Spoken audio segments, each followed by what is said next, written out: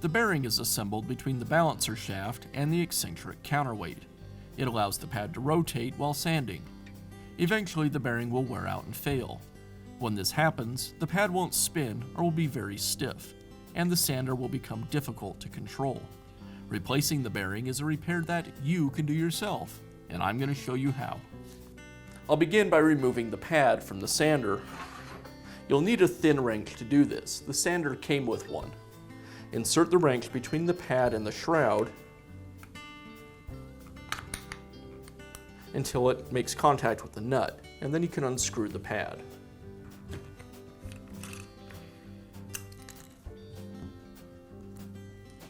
Next, I'll remove the dust shroud. Now I'll remove the motor assembly from the housing.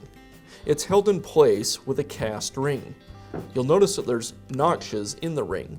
You can put a screwdriver on one of those notches and then hit the screwdriver with a mallet to remove the ring.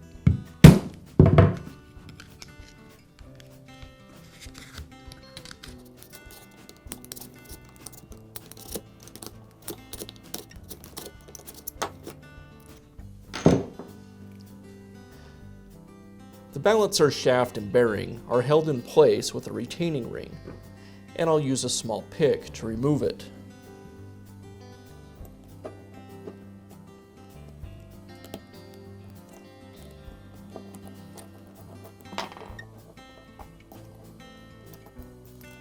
With the retaining ring removed, now I can remove the balancer shaft and bearing from the eccentric. I'll clamp the eccentric into a vise and use a couple of large screwdrivers to pry the bearing from the eccentric.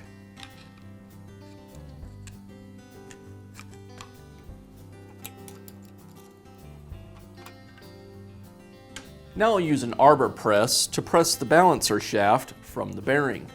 I'll insert the balancer shaft into a bearing separator. You'll notice that there's a rubber boot, and you'll want to make sure that the separator is between the boot and the bearing.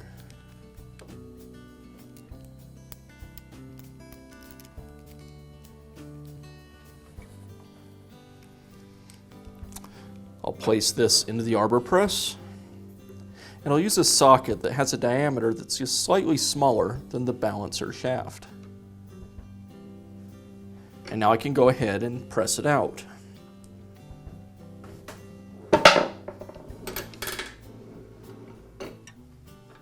Now I can install the new bearing.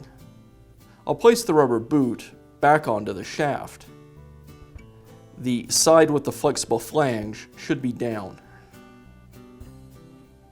And then the bearing on top. You'll notice one side of the bearing has a shield and the other side does not.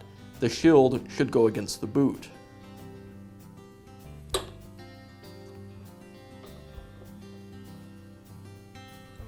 And now I can press the bearing into place.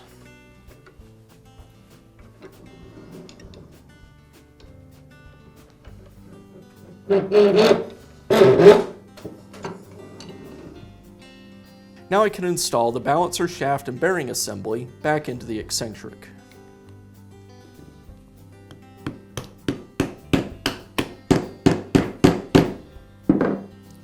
And secure it with the retaining ring.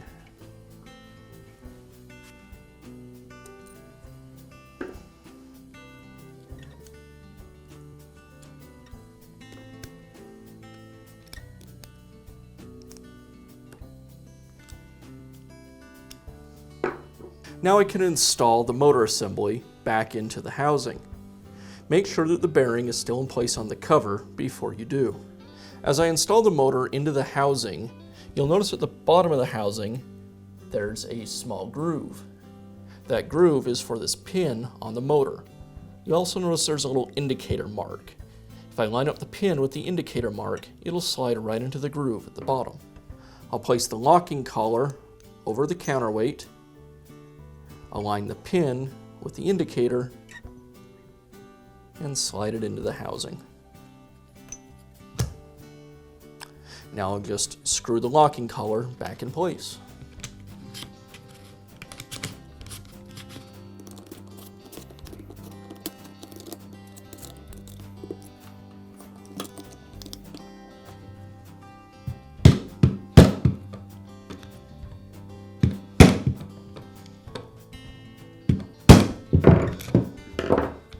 I'll finish up by reinstalling the dust shield and the pad.